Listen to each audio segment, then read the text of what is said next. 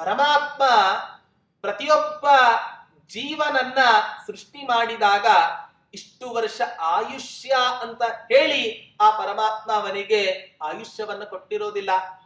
ಹೊರತು ಪರಮಾತ್ಮ ಇವನು ಈ ಜೀವನದಲ್ಲಿ ಇಷ್ಟು ಬಾರಿ ಉಸಿರಾಟವನ್ನ ನಡೆಸಿ ಮುಗಿಸಿದರೆ ಇವನ ಆಯುಷ್ಯ ಮುಗಿದಂತೆ.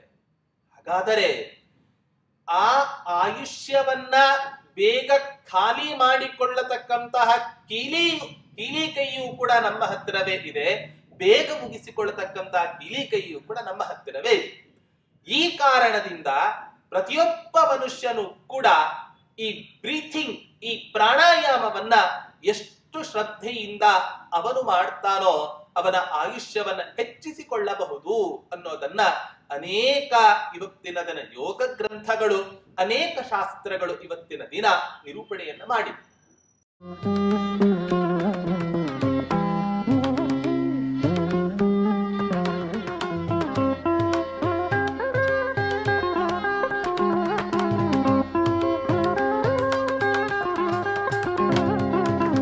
ಪೂಜ್ಯಾಯ ರಾಘವೇಂದ್ರಾಯ ಸತ್ಯಧರ್ಮರತಾಯ ಚ ಭಜತಾಂ ಕಲ್ಪವೃಕ್ಷಾಯ ನಮತಾಂ ಕಾಮಧೇನವೇ ದುರ್ವಾದಿಧ್ವಾಂತರವಗೆ ವೈಷ್ಣವೇಂದೀವರೇಂದವೇ ಶ್ರೀ ರಾಘವೇಂದ್ರ ಗುರವೇ ನಮೋ ಅತ್ಯಂತ ದಯಾಲವೇ. ಶ್ರೀ ಗುರುಭ್ಯೋ ನಮಃ. ಹರಿ ಓಂ. ತಿಮ್ಮಣ್ಣ ಭಟ್ಟರ ಮಕ್ಕಳಾದ ವೆಂಕಟನಾಥರು ಶಾಸ್ತ್ರಾಧ್ಯಯನಕ್ಕೋಸ್ಕರ ಗುರುಕುಲಕ್ಕೆ ಆಗಮಿಸಿದ್ದಾರೆ. ಆ ಗುರುಕುಲದಲ್ಲಿ ಇರುವ ತಮ್ಮ ವಯಸ್ಸಿನಲ್ಲಿ ಸಮಾನರಾದ ಸ್ನೇಹಿತರೊಂದಿಗೆ ಅನಧ್ಯಯನದ ಸಂದರ್ಭದಲ್ಲಿ, ಪ್ರತಿನಿತ್ಯ ಸಾಯಂಕಾಲದ ಸಂದರ್ಭದಲ್ಲಿ ಅನೇಕ ತರಹದ ಆಟಗಳನ್ನ ಆಡ್ತಾ ಇದ್ರು ಅನ್ನೋ ಚಿಂತನೆಯನ್ನ ನಾವು ಕಳೆದ ಶ್ಲೋಕದಲ್ಲಿ ಗಮನಿಸಿದ್ದೇವೆ. ಹಾಗೆ ಇನ್ನು ಅನೇಕ ತರಹದ ಹಳೆ ಕಾಲದ ಆಟಗಳನ್ನ ಆಡ್ತಾ ಇದ್ರು ಅನ್ನೋದನ್ನ ನಿರೂಪಣೆ ಮಾಡ್ತಾ ಇದ್ದಾರೆ ಮುಂದಿನ ಶ್ಲೋಕದಲ್ಲಿ.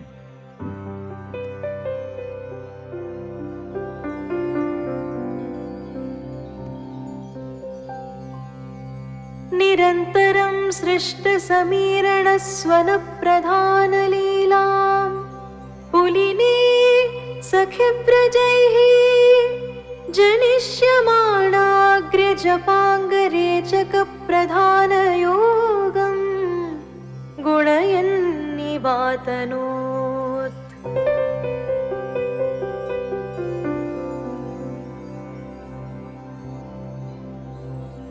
ಹಿಂದಿನ ಕಾಲದಲ್ಲಿ ಅನೇಕ ಆಟಗಳನ್ನ ಆಡ್ತಾ ಇದ್ರು. ಆ ಬಾಲ್ಯದಲ್ಲಿ ಆಡುವ ಪ್ರತಿಯೊಂದು ಆಟಗಳು ಕೂಡ ಮುಂದೆ ತಮ್ಮ ಜೀವನದಲ್ಲಿ ಬರುತ್ತೆ.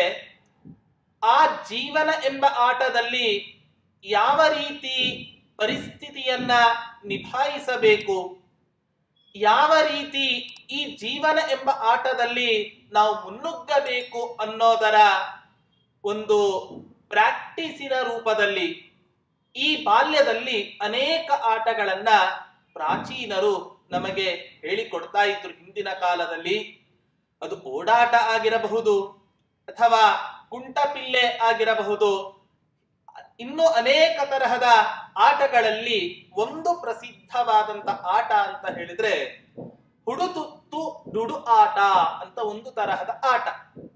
ಈ ಆಟಕ್ಕೆ ಈಗಿನ ಕಾಲದಲ್ಲಿ ಕಬ್ಬಡ್ಡಿ ಅಂತ ಈ ರೀತಿಯ ಕರೀತಾರೆ. ಎಲ್ಲಿ ಆಡ್ತಾ ಇದ್ರು ಈ ಕಬ್ಬಡ್ಡಿ ಎಂಬ ಆಟವನ್ನ ಅಂತ ಹೇಳಿದ್ರೆ ಪುಲಿನೇ ಸಖಿವ್ರಜೈಹಿ. ಪುಲಿನೇ ಯಾವುದೋ ಕಲ್ಲಿನ ಬಂಡೆಯಲ್ಲಿ ಅಥವಾ ಈ ಕಾಂಕ್ರೀಟಿನ ಒಂದು ನಾಡಿನಲ್ಲಿ ಆಡಲಿಕ್ಕಾಗದೇ ಇರತಕ್ಕಂಥ ಒಂದು ಆಟ ಈ ಕಬ್ಬಡ್ಡಿ ಆಟ. ಎಲ್ಲ ಆಡ್ತಾ ಇದ್ರು. ಪುಲಿನೇ ಮರಳಿನ ಸಮೂಹ ಎಲ್ಲಿ ಇರುತ್ತೋ ಅಂಥ ಒಂದು ಮರಳಿನ ದಿಣ್ಣೆಯಲ್ಲಿ ಈ ಕಬಡ್ಡಿ ಎಂಬ ಆಟವನ್ನ ಹಿಂದಿನ ಕಾಲದಲ್ಲಿ ಆಡ್ತಾ ಇದ್ರು. ಈ ಕಬಡ್ಡಿ ಎಂಬ ಆಟವನ್ನ ಆಡಬೇಕಾದರೆ ಹೆಚ್ಚಾಗಿ ಜೋರಾಗಿ ಉಸಿರನ್ನ ಒಳಗೆ ತೆಗೆದುಕೊಳ್ಳೋದು, ಜೋರಾಗಿ ಉಸಿರನ್ನ ಹೊರಗೆ ಬಿಡತಕ್ಕಂತ ಒಂದು ಪ್ರಮೇಯ ಈ ಕಬಡ್ಡಿ ಆಟದಲ್ಲಿ ಇರತ್ತೆ. ಈ ಉಸಿರಾಟವನ್ನ ಮಾಡ್ತಾನೆ ಯಾವ ಆಟಗಾರ ತನ್ನ ತಂಡದಿಂದ ಪ್ರತಿ ತಂಡದಲ್ಲಿ, ಎದುರಾಳಿ ತಂಡದಲ್ಲಿ ಯಾವ ಗುಂಪು ಇರುತ್ತೆ, ಪ್ರತಿ ಗುಂಪಿರತ್ತೆ, ಆ ಗುಂಪಿನಲ್ಲಿ ಇರುವಂತಹ ವ್ಯಕ್ತಿಗಳನ್ನ ಮುಟ್ಟಿ ಪುನಃ ಅವರ ಕೈಯಲ್ಲಿ ಸಿಕ್ಕಿ ಹಾಕಿಕೊಳ್ಳದೆ ಇವನು ಗೆರೆಯನ್ನ ಮುಟ್ಟಿದ ಅಂತ ಹೇಳಿದ್ರೆ ಆಗ ಆ ಕಬಡ್ಡಿ ಆಟದಲ್ಲಿ ಅವನು ಜಯಶೀಲನಾದಂತೆ. ಇಂಥ ಈ ಉಸಿರಾಟವನ್ನ ಜೋರಾಗಿ ತೆಗೆದುಕೊಳ್ತಾ ಬಿಡ್ತಾ ಇದ್ದರೂ ಕೂಡ ಬಾಯಲ್ಲಿ ಮಾತ್ರ ಕಬಡ್ಡಿ ಕಬಡ್ಡಿ ಕಬಡ್ಡಿ ಅಂತ ಈ ರೀತಿಯಾದಂತಹ ಶಬ್ದ ಹೇಳಲೇಬೇಕು. ಇಲ್ಲದೆ ಹೋದರೆ ಆ ವ್ಯಕ್ತಿ ಯಾವ ಸಮಯದಲ್ಲಿ ಆ ಶಬ್ದವನ್ನ ಬಳಸೋದಿಲ್ಲವೋ ಅಂಥ ಸಂದರ್ಭದಲ್ಲಿ ಅವನನ್ನ ಮುಟ್ಟಿದರೆ ಅವನು ಪರಾಜಿತನಾಗ್ತಾನೆ. ಹೀಗೆ ಅನೇಕ ನಿಯಮಗಳಿಂದ ಕೂಡಿದಂತಹ ಯಾವ ಈ ಆಟ ಇದೆ, ಇಂಥ ಆಟವನ್ನ ಆ ವೆಂಕಟನಾಥರು ತಮ್ಮ ಪೂರ್ವಾಶ್ರಮದಲ್ಲಿ ಗುರುಕುಲದಲ್ಲಿ ಇದ್ದಾಗ ಅನೇಕ ಜನ ಸ್ನೇಹಿತರೊಟ್ಟಿಗೆ ಸೇರಿ ಈ ಆಟವನ್ನ ಆಡಿದರು. ಅದಕ್ಕೆ ನಾರಾಯಣಾಚಾರ್ಯರು ವರ್ಣನೆ ಮಾಡ್ತಾ ಇದ್ದಾರೆ, ಯಾತಕ್ಕೋಸ್ಕರ ಇಂಥ ಸ್ವದೇಶಿ ಆಟವನ್ನೇ ಈ ವೆಂಕಟನಾಥರು ಆಡಿದ್ರು. ಈಗಿನ ಕಾಲದಂತೆ ನಮಗೆ ಪರಿಚಯವೇ ಇಲ್ಲದೆ, ನಮಗೆ ಪರಿಚಿತವೇ ಅಲ್ಲದೆ ಇರತಕ್ಕಂತ ಅನೇಕ ಆಟಗಳು ಇವತ್ತಿನ ದಿನ ಹುಟ್ಟಿಕೊಂಡಿದ್ದಾವೆ. ಒಬ್ಬ ಬಾಲನ್ ಚೆಂಡನ್ನ ಎಸೆಯೋದು, ಇನ್ನೊಬ್ಬ ಬ್ಯಾಟ್ ಅನ್ನು ಹಿಡ್ಕೊಂಡು ಆ ಚೆಂಡನ್ನ ಹೊಡೆಯೋದು, ಆ ಚೆಂಡನ್ನ ಹಿಡಿಯೋದಕ್ಕೋಸ್ಕರ 10 ಜನ ಓಡಾಡ್ತಕ್ಕಂತ ಮೂರ್ಖತನದ ಆಟಗಳು ಇವತ್ತಿನ ದಿನ ಹುಟ್ಟಿಕೊಂಡಿದೆ. ಆದ್ರೆ ಇಂಥ ಯಾವ ಆಟಗಳನ್ನೂ ಕೂಡ ಆಡದೆ ಆ ವೆಂಕಟನಾಥರು ಸ್ವದೇಶಿ, ಪಕ್ಕಾ ಸ್ವದೇಶಿಯಾದಂತಹ ಕಬಡ್ಡಿ ಆಟವನ್ನು ಆಡಿದರು. ಯಾತಕ್ಕೋಸ್ಕರ ಅವರು ಕಬಡ್ಡಿ ಆಟವನ್ನು ಆಡಿದರು ಅಂದ್ರೆ ನಾರಾಯಣಾಚಾರ್ಯರು ಹೇಳ್ತಾ ಇದ್ದಾರೆ, ಜನಿಷ್ಯಮಾಣ ಅಗ್ರಜ ಪಾಂಗರೇಚಕ ಪ್ರಧಾನ ಯೋಗಂ ಗುಣಯನ್ ಇವಾತನೋ. ಮುಂದೆ ಈ ವೆಂಕಟನಾಥರು ಸುಧೀಂದ್ರ ತೀರ್ಥರ ಒಂದು ಒತ್ತಾಸೆಯ ಮೇರೆಗೆ, ಹಾಗೆ ವಿದ್ಯಾಭಿಮಾನಿಯಾದ ಸರಸ್ವತಿ ದೇವಿಯ ಒಂದು ಪ್ರಾರ್ಥನೆಯ ಮೇರೆಗೆ ಈ ವೆಂಕಟನಾಥರು ಮುಂದೆ ಸನ್ಯಾಸಾಶ್ರಮವನ್ನ ಸ್ವೀಕಾರ ಮಾಡ್ತಾರೆ, ಪರಮಹಂಸಾಶ್ರಮವನ್ನ ಸ್ವೀಕಾರ ಮಾಡ್ತಾರೆ. ಈ ಪರಮಹಂಸಾಶ್ರಮವನ್ನ ಸ್ವೀಕಾರ ಮಾಡಿದಾಗ ಸನ್ಯಾಸ ಧರ್ಮವನ್ನ ಆಚರಣೆ ಮಾಡಬೇಕಾದರೆ ಪ್ರಾಣಾಯಾಮ ಮಾಡಬೇಕಾಗತ್ತೆ. ಆ ಪ್ರಾಣಾಯಾಮವನ್ನ ಮಾಡಬೇಕಾದರೆ ಉಸಿರನ್ನ ಜೋರಾಗಿ ತೆಗೆದುಕೊಳ್ಳೋದು, ಉಸಿರನ್ನ ಜೋರಾಗಿ ಬಿಡೋದು ಕುಂಭಕ ಸ್ಥಿತಿ. ಮಧ್ವಾಚಾರ್ಯರು ತಂತ್ರಸಾರ ಎಂಬ ಗ್ರಂಥದಲ್ಲಿ ಈ ಪ್ರಾಣಾಯಾಮದ ಬಗ್ಗೆ ಅನೇಕ ತರಹದ ನಿರೂಪಣೆಯನ್ನ ನಮಗೆ ಕೊಟ್ಟಿದ್ದಾರೆ. ರೇಚಕ, ಪೂರಕ, ಕುಂಭಕ. ರೇಚಕ ಅಂದರೆ ಮೂಗಿನ ಹೊಳ್ಳೆಯಿಂದ ಎಷ್ಟು ಸಾಧ್ಯವೋ ಅಷ್ಟು ಜೋರಾಗಿ ಉಸಿರನ್ನ ಬಿಡೋದು. ಪೂರಕ, ಯಾವ ಮೂಗಿನ ಹೊಳ್ಳೆಯಿಂದ ಉಸಿರನ್ನ ಬಿಟ್ಟಿದ್ದೆವೋ ಆ ಹೊಳ್ಳೆಯನ್ನ ಮುಚ್ಚಿಕೊಂಡು ಇನ್ನೊಂದು ಹೊಳ್ಳೆಯಿಂದ ಜೋರಾಗಿ ಉಸಿರನ್ನ ತೆಗೆದುಕೊಂಡು ಎಷ್ಟು ಸಾಧ್ಯವೋ ಅಷ್ಟು ಉಸಿರನ್ನ ತೆಗೆದುಕೊಂಡು ಆ 2 ಮೂಗನ್ನ ಮುಚ್ಚಿಕೊಂಡರೆ ಅದನ್ನ ಕುಂಭಕ ಸ್ಥಿತಿ. ಹೀಗೆ ರೇಚಕ, ಪೂರಕ, ಕುಂಭಕ. ಕುಂಭಕ ಸ್ಥಿತಿ ಅಂದರೆ ಉಸಿರನ್ನ ತೆಗೆದುಕೊಳ್ಳೋದು ಇಲ್ಲ, ಉಸಿರನ್ನ ಬಿಡತಕ್ಕಂತಹದ್ದು ಇಲ್ಲ, ನಿಶ್ಚೇಷ್ಟವಾಗಿರ್ತಕ್ಕಂತ ಒಂದು ಅವಸ್ಥೆಯನ್ನೇ ಆ ಕುಂಭಕ ಸ್ಥಿತಿ ಅಂತ ಕರೀತಾರೆ. ಹಿಂದಿನ ಕಾಲದಲ್ಲಿ ಈ ಪ್ರಾಣಾಯಾಮವನ್ನ ಯಾರು ಮಾಡ್ತಾ ಇದ್ದರೋ ಪ್ರಾಯ ಅವರೆಲ್ಲರೂ ಕೂಡ ದೀರ್ಘವಾದ ಆಯುಷ್ಯವನ್ನ ಹೊಂದುತ್ತಾ ಇದ್ರು. ಹೆಸರೇ ಹೇಳುವಂತೆ ಪ್ರಾಣ ಅಂದರೆ ಉಸಿರು ಅಂತ ಅರ್ಥ.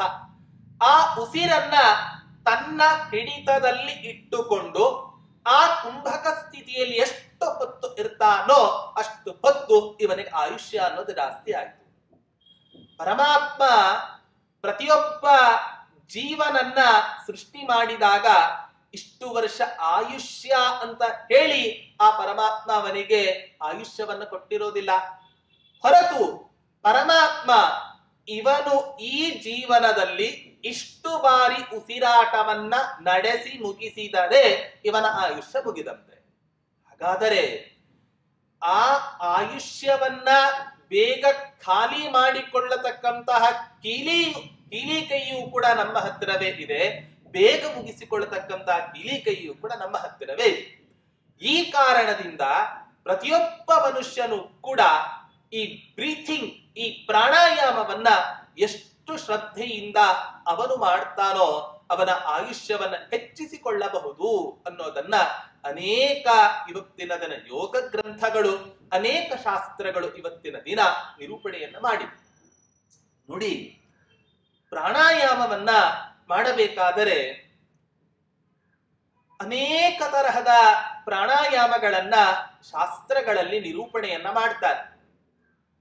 ಬೇಸಿಗೆ ಕಾಲದಲ್ಲಿ ಇದ್ದಾಗ ಪ್ರಾಣಾಯಾಮವನ್ನ ಮಾಡಿದರೆ ಆ ಪ್ರಾಣಾಯಾಮದಿಂದ ತನ್ನ ಸುತ್ತಮುತ್ತಲೂ ಕೂಡ ತಂಪಾದ ವಾತಾವರಣವನ್ನು ನಿರ್ಮಿಸಿಕೊಳ್ಳಬಹುದು. ಅದೇ ಚಳಿಗಾಲದಲ್ಲಿ ಇದ್ದಾಗ ಮೈ ಕೊರೆಯುವಂತಹ ಚಳಿ, ಅಂತ ಚಳಿಯಲ್ಲಿ ಇದ್ದಾಗಲೂ ಕೂಡ ಪ್ರಾಣಾಯಾಮವನ್ನ ಮಾಡಿದರೆ ಆ ಪ್ರಾಣಾಯಾಮದಿಂದ ತಮ್ಮ ಸುತ್ತಮುತ್ತಲೂ ಕೂಡ ಬಿಸಿಯಾದಂತಹ ವಾತಾವರಣ ನಿರ್ಮಾಣ ಆಗುತ್ತೆ. ಉದಾಹರಣೆಗೆ, ಬಾವಿ ಸ್ನಾನ ಪ್ರತಿಯೊಬ್ಬ ಪುರುಷನಿಗೂ ಕೂಡ ಅವಶ್ಯವಾಗಿ ಆರೋಗ್ಯಪ್ರದ ಅಂತ ಹೇಳುತ್ತೆ. ಬೇಸಿಗೆ ಕಾಲದಲ್ಲಿ ಆ ಬಾವಿ ನೀರಿನ ಸ್ನಾನವನ್ನ ಮಾಡಿದರೆ ನೀರು ತುಂಬಾ ತಂಪಾಗಿರುತ್ತೆ. ಅದೇ ಚಳಿಗಾಲದಲ್ಲಿ ಆ ಬಾವಿ ನೀರಿನ ಸ್ನಾನವನ್ನ ಮಾಡಿದ್ರೆ ಬೆಚ್ಚಗೆ ಇರುತ್ತೆ ಆ ಬಾವಿ ನೀರು. ಹೇಗೋ ಹೀಗೆ ಪ್ರಾಣಾಯಾಮಗಳಲ್ಲಿ ಅನೇಕ ತರಹದ ವೈವಿಧ್ಯಗಳಿದೆ. ಅಂಥ ಪ್ರಾಣಾಯಾಮಗಳಲ್ಲಿ ನಮ್ಮ ಸುತ್ತಮುತ್ತಲೂ ಕೂಡ ಬಿಸಿಯನ್ನ ಉಂಟು ಮಾಡಿಕೊಳ್ಳಬಹುದು, ತಂಪನ್ನು ಉಂಟು ಮಾಡಿಕೊಳ್ಳಬಹುದು. ಇಂಥ ಅನೇಕ ತರಹದ ಪ್ರಾಣಾಯಾಮಗಳನ್ನ ಶಾಸ್ತ್ರಗಳು ನಿರೂಪಣೆ ಮಾಡ್ತವೆ. ಇವತ್ತಿನ ದಿನ ಹಿಮಾಲಯದಂಥ ಗುಡ್ಡಗಾಡು ಪರ್ವತ ಪ್ರದೇಶಗಳಲ್ಲಿ, ದೇವಭೂಮಿಯಾಗಿರತಕ್ಕಂಥ ಹಿಮಾಲಯ ಪರ್ವತದಲ್ಲಿ ಅನೇಕ ಋಷಿ ಮಹರ್ಷಿಗಳು ಆಕಾಶದ ಅಂತರದಲ್ಲಿ ನಿಂತುಕೊಂಡು ಧ್ಯಾನವನ್ನ ಮಾಡ್ತಾ ಇರ್ತಾರೆ. ಹೇಗ್ ಸಾಧ್ಯ? ಪ್ರಾಣಾಯಾಮದ ಒಂದು ಪರಿಪಕ್ವಾವಸ್ಥೆಯನ್ನ ಹೊಂದಿದರೆ ನಾವು ಕೂಡ ಇವತ್ತಿನ ದಿನ ಏನ್ ಮಾಡಬಹುದು ಅಂದ್ರೆ ಅಂತರದಲ್ಲಿ ನಿಂತು ನಾವು ಧ್ಯಾನವನ್ನ ಮಾಡಿಕೊಳ್ಳುವಂತಹ ಸಾಮರ್ಥ್ಯವನ್ನು ಪಡೆಯಬಹುದು. ಇವತ್ತಿನ ದಿನ ಪ್ರಾಣಾಯಾಮ ಮಾಡಿ ಅಂತ ಹೇಳಿದ್ರೆ ಮೂಗನ್ನ ಮುಚ್ಚಿಕೊಳ್ಳೋದು ಅನ್ನುವಷ್ಟರ ಮಟ್ಟಿಗೆ ಈ ಪ್ರಾಣಾಯಾಮ ಸೀಮಿತ ಆಗಿಬಿಟ್ಟಿದೆ. ಆದರೆ ನಿಜವಾಗಿ ಅದರ ಮಹತ್ವವನ್ನ ಅರಿತು ತನ್ನ ಆಯುಷ್ಯವನ್ನ ಜಾಸ್ತಿ ಮಾಡಿಕೊಳ್ಳುವಂತಹ ಅಪೇಕ್ಷೆ ಯಾರಿಗೆ ಉಂಟೋ ಅವರು ಅತ್ಯಂತ ಶ್ರದ್ಧೆಯಿಂದ ಯೋಗಶಾಸ್ತ್ರಗಳಲ್ಲಿ ಹೇಳಿದಂತೆ ಪ್ರಾಣಾಯಾಮವನ್ನ ಯಾರು ಮಾಡ್ತಾರೋ ಅವರು ದೀರ್ಘವಾದ ಆಯುಷ್ಯವನ್ನ ಪಡೀತಾರೆ. ಕೇವಲ ಕುಂಭಕ ಸ್ಥಿತಿಯಲ್ಲಿ ಉಸಿರನ್ನ ತೆಗೆದುಕೊಳ್ಳದೆ ಉಸಿರನ್ನ ಬಿಡದೆ ಇದ್ದರೆ ಕುಂಭಕ ಸ್ಥಿತಿ ಇಷ್ಟಿದ್ರೂ ದೀರ್ಘವಾದ ಆಯುಷ್ಯ ಸಿಗತ್ತೆ. ಆ ಕುಂಭಕ ಸ್ಥಿತಿಯಲ್ಲಿ ಇದ್ದಾಗಲೇ ನಾವೇನಾದರೂ ಕೂಡ ಆ ಮಂತ್ರಗಳ ಜಪವನ್ನ ಮಾಡ್ತಾ ಇದ್ದೀವಿ ಅಂತ ಹೇಳಿಬಿಟ್ರೆ ಆ ಮಂತ್ರದಿಂದ ಸಿಗತಕ್ಕಂತ ಪುಣ್ಯ ಅತ್ಯಂತ ಅತಿಶಯವಾದಂತ ಪುಣ್ಯ ನಮಗೆ ಸಿಗತ್ತೆ. ಹೀಗೆ ಆ ಪ್ರಾಣಾಯಾಮದ ಮಹತ್ವವನ್ನ ಅರಿತು ನಾವು ನೀವೆಲ್ಲರೂ ಕೂಡ ಈ ಪ್ರಾಣಾಯಾಮವನ್ನ ಮಾಡಬೇಕು ಅಂತ ಇಂಥ ಆ ವೆಂಕಟನಾಥರು ಮುಂದೆ ತಾವು ಸನ್ಯಾಸಾಶ್ರಮವನ್ನ ಸ್ವೀಕಾರ ಮಾಡಿದಂಥ ಸಂದರ್ಭದಲ್ಲಿ ಆಗ ಜೋರಾಗಿ ಉಸಿರನ್ನ ಬಿಡೋದು, ಜೋರಾಗಿ ಉಸಿರನ್ನ ತೆಗೆದುಕೊಳ್ಳಬೇಕಾಗಿದೆ. ಅದಕ್ಕೋಸ್ಕರ ಈಗಲೇ ಈ ಅಭ್ಯಾಸವನ್ನ ಮಾಡಿದರೆ ಒಳಿತು ಅನ್ನೋ ಕಾರಣದಿಂದಲೋ ಏನೋ ಅನ್ನುವಂತೆ ಆ ವೆಂಕಟನಾಥರು ಪ್ರಾಣಾಯಾಮವನ್ನ ಆ ಕಬಡ್ಡಿ ಆಟವನ್ನ ಆಡಿದರು ಅಂತ ಈ ರೀತಿಯಾಗಿ ಹೇಳ್ತಾ ಇದ್ದಾರೆ. ಹೀಗೆ ಈ ವೆಂಕಟನಾಥರ ಪ್ರತಿಯೊಂದು ಆಟವೂ ಕೂಡ ತಮ್ಮ ಭಾವಿ ಸನ್ಯಾಸ ಜೀವನದ ಅಭ್ಯಾಸದ ರೂಪದಲ್ಲಿ ಈ ಗುರುಕುಲದಲ್ಲಿ ಅವರು ತಮ್ಮ ಜೀವನವನ್ನ ನಡೆಸ್ತಾ ಇದ್ರು ಅಂತ ಹೇಳ್ತಾ ಇದ್ದಾರೆ. ಹೀಗೆ ನಿರೂಪಣೆಯನ್ನ ಮಾಡ್ತಾ ಮುಂದಿನ ಶ್ಲೋಕದಲ್ಲಿ ಈ ವೆಂಕಟನಾಥರ ಒಂದು ದೇಹದ ಸೌಂದರ್ಯವನ್ನ, ತಾರುಣ್ಯವನ್ನ ವರ್ಣನೆ ಮಾಡಲಿಕ್ಕೆ ಆರಂಭ ಮಾಡ್ತಾ ಇದ್ದಾರೆ.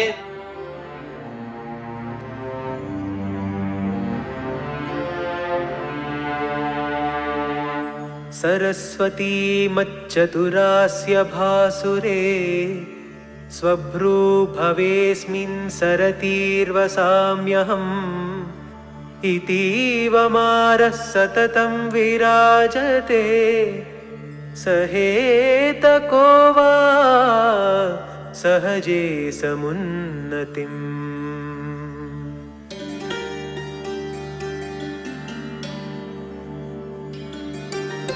ಸರಸ್ವತಿ ಮಚ್ಚತುರಾಸ್ಯ ಭಾಸ್ವರೇ. ಈ ಗುರುಕುಲದಲ್ಲಿ ಅನೇಕ ಸಚ್ಚಾಸ್ತ್ರಗಳ ತಮ್ಮ ಸ್ವಶಾಖೆಯಾದ ಯಜುಶಾಖೆಯ ಅಧ್ಯಯನದಿಂದ, ಅಭ್ಯಾಸದಿಂದ ಈ ವೆಂಕಟನಾಥರಲ್ಲಿ ಯಾರ ಯಾರ ಸನ್ನಿಧಾನ ತುಂಬಿ ತುಳುಕ್ತಾ ಇತ್ತು ಅಂದರೆ ಹೇಳ್ತಾ ಇದ್ದಾರೆ, ಸರಸ್ವತಿ ಮಚ್ಚತುರಾಸ್ಯ ಭಾಸ್ವರೇ. ಸರಸ್ವತೀ ದೇವಿಯ ಸಕಲ ಮನೋವಾಗಭಿಮಾನಿ ದೇವತೆಯಾದ, ವಿದ್ಯಾ ದೇವತೆಯಾದಂತ ಯಾವ ಸರಸ್ವತೀ ದೇವಿ ಇದ್ದಾಳೆ, ಆ ಸರಸ್ವತೀ ದೇವಿಯ ಪೂರ್ಣ ಸನ್ನಿಧಾನ ಈ ವೆಂಕಟನಾಥರಲ್ಲಿ ಇತ್ತು. ಪ್ರತಿಯೊಬ್ಬ ವಿದ್ಯಾರ್ಥಿ ತನ್ನ ಶಾಸ್ತ್ರ ವಿದ್ಯೆಯನ್ನ ಆರಂಭ ಮಾಡುವ, ಗುರುಗಳ ಹತ್ತಿರ ಆರಂಭ ಮಾಡುವ ಸಂದರ್ಭದಲ್ಲಿ ಪ್ರತಿಯೊಬ್ಬ ವಿದ್ಯಾರ್ಥಿಯು ಕೂಡ ಒಂದು ಶ್ಲೋಕವನ್ನ ಹೇಳ್ತಾನೆ. ಸರಸ್ವತಿ ನಮಸ್ತುಭ್ಯಂ ವರದೆ ಕಾಮರೂಪಿಣಿ ವಿದ್ಯಾರಂಭಂ ಕರಿಷ್ಯಾಮಿ ಸಿದ್ಧಿರ್ಭವತು ಮೇ ಸದಾ. ಸರಸ್ವತಿ ನಮಸ್ತುಭ್ಯಂ ವರದೆ ಕಾಮರೂಪಿಣಿ. ಎಲೈ ವಿದ್ಯಾಭಿಮಾನಿ ದೇವತೆಯಾದಂತ ಸರಸ್ವತಿಯೇ, ವಿದ್ಯೆಯ ಆರಂಭವನ್ನ ನನ್ನ ಜೀವನದಲ್ಲಿ ನಾನು ಮಾಡ್ತಾ ಇದ್ದೇನೆ. ನಾನು ಕಲಿಯುವಂತಹ ಯಾವ ಈ ಶಾಸ್ತ್ರ ವಿದ್ಯೆ ಇದೆ, ಈ ಶಾಸ್ತ್ರ ವಿದ್ಯೆ ನನಗೆ ಒಲಿದು ಬರಲಿ, ನಿನ್ನ ಅನುಗ್ರಹದಿಂದ ನನಗೆ ಒಲಿದು ಬರಲಿ ಅಂತ ಹೇಳಿ ಪ್ರಾರ್ಥನೆಯನ್ನ ಮಾಡ್ತಾನೆ ಪ್ರತಿಯೊಬ್ಬ ವಿದ್ಯಾರ್ಥಿ. ಈ ಕಾರಣದಿಂದ ಈ ವೆಂಕಟನಾಥನಲ್ಲಿ ಆ ಸರಸ್ವತೀ ದೇವಿಯ ಒಂದು ಪೂರ್ಣ ಸನ್ನಿಧಾನ ಇತ್ತು. ಈ ಸರಸ್ವತೀ ದೇವಿಯ ಪೂರ್ಣ ಸನ್ನಿಧಾನ ಇರೋ ಕಾರಣದಿಂದಲೇ ಒಳ್ಳೆಯ ವಿದ್ಯೆಯ ಕಲೆ ಆ ವೆಂಕಟನಾಥನಲ್ಲಿ ತುಂಬಿ ತುಳುಕ್ತಾ ಇತ್ತು. ಅಷ್ಟೇ ಅಲ್ಲ, ಸರಸ್ವತೀ ದೇವಿಯ ಸನ್ನಿಧಾನ ಇದೆ ಅಂದರೆ ಆ ಸರಸ್ವತೀ ದೇವಿಯ ಗಂಡಂದಿರಾದ ಚತುರ್ಮುಖ ಬ್ರಹ್ಮದೇವರ ಸನ್ನಿಧಾನವೂ ಕೂಡ ಆ ವೆಂಕಟನಾಥನಲ್ಲಿ ತುಂಬಿ ತುಳುಕ್ತಾ ಇತ್ತು. ಅಂದ್ರೆ ಬ್ರಹ್ಮವರ್ಚಸ್ಸಿನಿಂದ ಹೆಚ್ಚು ಕಾಂತಿಯಿಂದ ಕೂಡಿದವನಾಗಿದ್ದ ಈ ವೆಂಕಟನಾಥ. ಯಾಕೆ ಅಂದರೆ ಪ್ರತಿಯೊಬ್ಬ ವಿದ್ಯಾರ್ಥಿ ತನ್ನ ಗುರುಕುಲದಲ್ಲಿ ಇದ್ದಾಗ ಆ ಗಾಯತ್ರಿ ಮಂತ್ರದ ಜಪ ತರ್ಪಣದಿಂದ ಬ್ರಹ್ಮದೇವರ, ಭಗವಂತನ ಪೂರ್ಣ ಸನ್ನಿಧಾನ ಅವನಲ್ಲಿ ತುಂಬಿ ತುಳುಕ್ತಾ ಇರುತ್ತೆ. ಪ್ರತಿಯೊಬ್ಬ ಮನುಷ್ಯ ತನ್ನ ಬ್ರಾಹ್ಮಣ್ಯದ ರಕ್ಷಣೆಗೋಸ್ಕರ ಗಾಯತ್ರಿ ಮಂತ್ರವನ್ನ ಯಾರ್ಯಾರು ಜಪ ಮಾಡ್ತಾರೋ ಅವರಲ್ಲಿ ಬ್ರಹ್ಮವರ್ಚಸ್ಸು ತುಂಬಿ ತುಳುಕ್ತಾನೆ ಇರುತ್ತೆ.